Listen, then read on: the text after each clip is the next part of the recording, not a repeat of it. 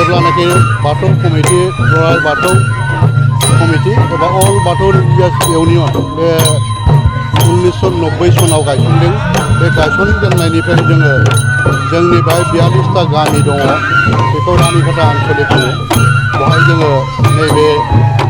आसाबारि बाथौसालियाव जोङो स्थानखौ लानानै दिनैसिम माने जोंनि बाथौ धोरोमनि खेराइ फुजा एबा खेराइ फोरबोखौ फालियो। आरो बिनि अनगायैबो जोङो बोसोरफ्रामबो जोंहा लाइमोन आफाद दं, माइनाव आफाद दं, अजा आफाद दं, आरो बिदिनो गागो कमिटि दं। बिसोर ज' जालायनानै एखमबा सानथाम एखमबा साननै, नैबे बोसोराव जों सानब्रै जानुवारि 22 तारिखनिफ्राय दिनैसिम 25 तारिखसिम जोङो खुंदों। बे खुंनायनि उद्देश्यआ जाहैबाय जोङो बाथौ धोरोमखौ जों बोरै लाखिनो, बोरै फुवारनो, बोरै फोजौनो बिनि उद्देश्य लादों। आरो जोंनि बाथौआरिफ्रा सानो खेराइया मोनसे बिराद बर'फोरनि गाहाय उत्सब, जाय उत्सबखौ माने बाथौ धोरोमावसो जों बे उत्सबखौ फालिनाय जायो। दा खेराइनि गेजेरजों जोङो जोंनि बर' हारिनि माने कालचार हारिमुखौ जों लाखिनो हादों होननानै जों बुङोब्ला बांद्राय बुंद्रायनाय जाया। आरो खेराइनि जि मोसानाय, बेवहाय दौदिनि थायो, अजा थायो, आरो खाम सिफुं जथा दामो। नै बेवहाय सारि सारि खांख्ला थुनाय, जाथा थुनाय दङ। बेफोर बिराद मोजां ओंथि दङ। बे ओंथिया जोंखौ फोरमायो दे माने बेवहाय दौदिनिया ओलोंगि खांनानै माने मानसिनि जिबना माबायदि सोलिलांनांगौ, जों माबायदि सोलियोब्ला जोंनि माने संसार जानायाव मानसि महरै थांनानै थानो हागोन, बेखौ जों बुजियो। जेनेबा खैजिमा फनाय मोसानाय दं, नेवलाय गेलेनाय मोसानाय दं, आग्रां मोदाय दं, सा गोलाव बोनाय दं। आं मोनसेखौल' होनो लुबैदों उदाहरन हिसाबै, जा खैजिमा फनाय मोसानाया जाहैबाय जों मानसि माहारिया जोनोम जानाय लोगो लोगो बयबो रिफु दं, जाय रिफुआ माने जों मोननो लुबैनाय, जों गासिबो जिनिसखौ गावनि खालामनो लुबैयो। नाथाय बाथौ धोरोमाव बेखौनो फोरमायनाय जादों, बेबादि रिफु थायोब्ला नों खैजिमा जेरै अरनानै गाव थैनायखौ मिथिया बेबायदि थैयो। आरो बेजोंनो जोंनि बाथौआरि एबा बुहुमनि मानसिफ्रा बेबायदि माने रिफु थानो नाङा एबा लब थानो नाङा, बे ओंथिजों फोरमायदों। गोबां दङ आरोखि बेबायदिनो। दा बे दिनैनि खेराइजोंनो बिराद मोजां जों बर' हारिया खौसे जागोन, जों बेखौ सानदों आरोखि। जागायजेननायनिफ्राय जोबजासिम बेसेबां खोन्दो जायो बे मोसानाय मुसुरनाया? बे खेराइया जागायजेननायनिफ्राय गोबां आयदा दं, खिन्थु जोंनि खेराइयाव बाथौसालियाव गासै जोङो बेखौ सोरगोआरि खान्थि होनो। आरो मोनसेखौ भुमारि खान्थि सोरगोआरि खान्थिया जाहैबाय सोरगोनिफ्राय फैनानै जों दौदिनिनि जिउआव मोदाया गोलैखांबाय दा बेखाय जोङो रावबो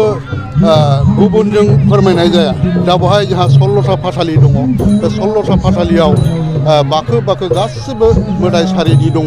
बेफोरखौनो जों मोसायो आरो फोरमायो बेवहाय बिदिनो फोरमायो आरो दा बे बेवहाय बेसेबां जों मोसानायखौ नुयो आरो बेनि अनगायैबो माखासे खेराइ बे फाथालिजों सोमोन्दो थानाय जेनेबा गोथै गोथां जारा फाग्ला मोसानाय आरो बिदिनो गोदोनि जोहोलावफोर थैनाय बे उनथाराव जायो आरो गेजेर खन्दआव जोंहा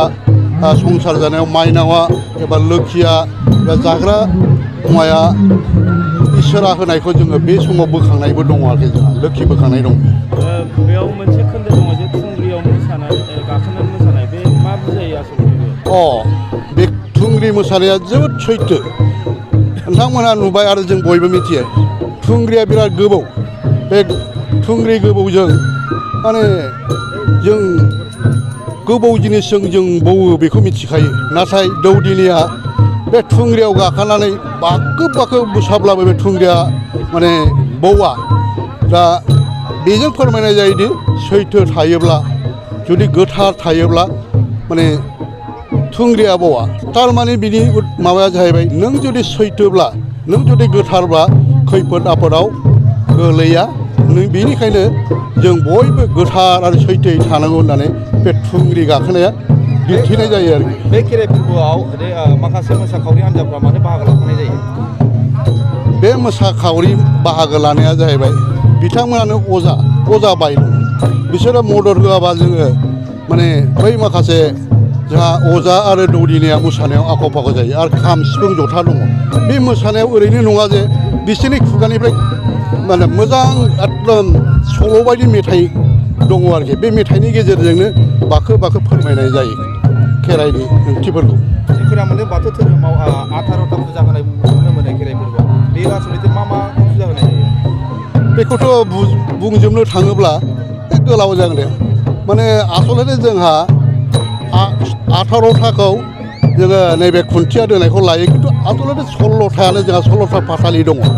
18थाखौ नैबे दोनायाव खुन्थियाखौ 18था नुयो आरो बेनिबो ओंथि दङ आरोखि बेथ' आइलों आग्रां खाजि खैला आं बेखौ अजा नङा हिसाबै आं बुंजोबनो हानाय नंला आरोखि अजाफ्रा एखे स्पस्ट' बेसेबां अजा दं बे स्पस्ट' आरो लेखायाव जोंहा साफायनाय दंखायो आरो बेयो दा गथा जाबाय सेमिनार खालामबाय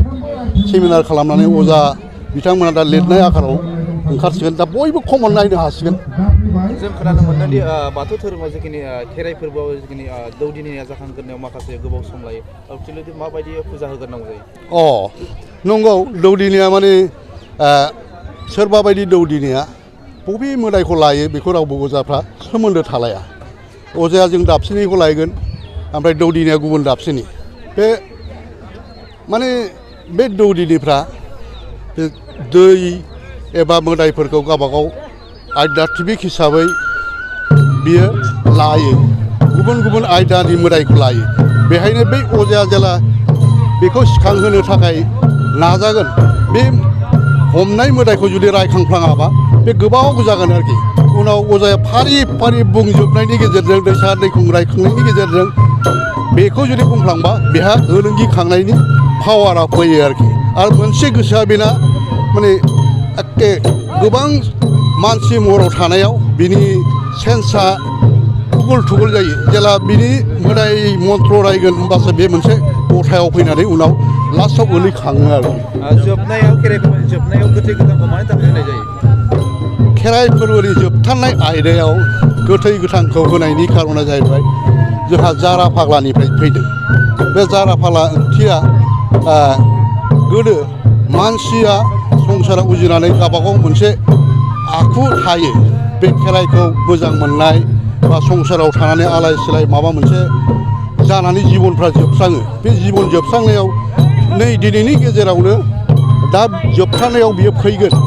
सोर हमनानै लादो सासे मानसिया मा जानानै थैदों बेखौ जों मिथिया गोथां मानसिया बियो फोरमायना लागोन जे आं माबा मोनसे दसनि थाखाय आंनि जिउआ जोबदों आंहा माबा मोनसे पाप मावफ्लांदों नङाबा सोरबा सुथुरनि आखायाव गोलैदों बिदि फोरमायो आरोखि ओमफ्राय बै जारा फाग्ला बिदिनो खेन्थामालि ओमफ्राय बे माने गाम्बारि सिख्लाफोर बेथ' गोदोनि परमपरा एखे गोदोनि बिर जोहोलाव मोदायफोर गोथै गोथांनि ओंथिया बेनो जायो गोथै गोथांनि ओंथिया बेनो आरोखि माने